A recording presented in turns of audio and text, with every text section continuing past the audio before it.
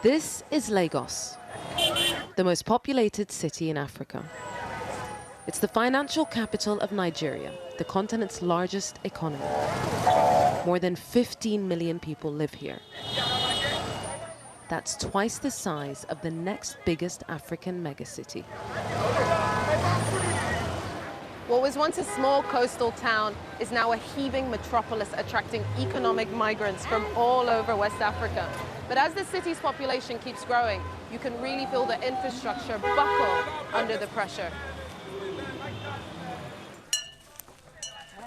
Earlier this year, the state expanded its population control policy,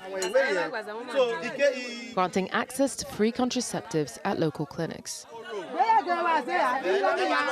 geared towards underserved communities. But first, they need to be convinced. So 6 children, and you potentially are going to have more.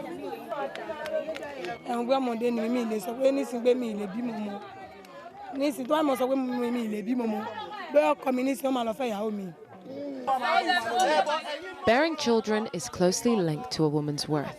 And for those who can't deliver, there are consequences.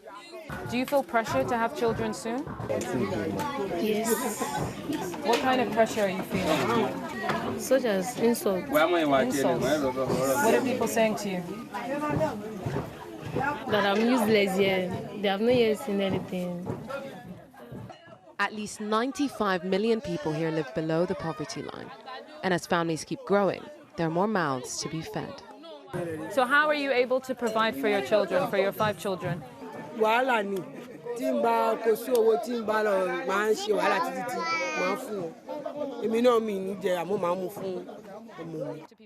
Organizations are working with community leaders to bridge the gap in awareness, an education that comes second to tradition. But can the women here make the decision themselves about what they want to do around having children? I think it's not possible because when we came there, they said they cannot do anything without their husband. Okay. Because their husband is the head of the house. Okay. They have to follow the instruction of their husband. So the husband dictates whether the mother has the child, whether they even decide to use any of the contraceptive The husband methods. decides. Why do people want to keep having more children? Culture, tradition. It goes a long way it plays a long part.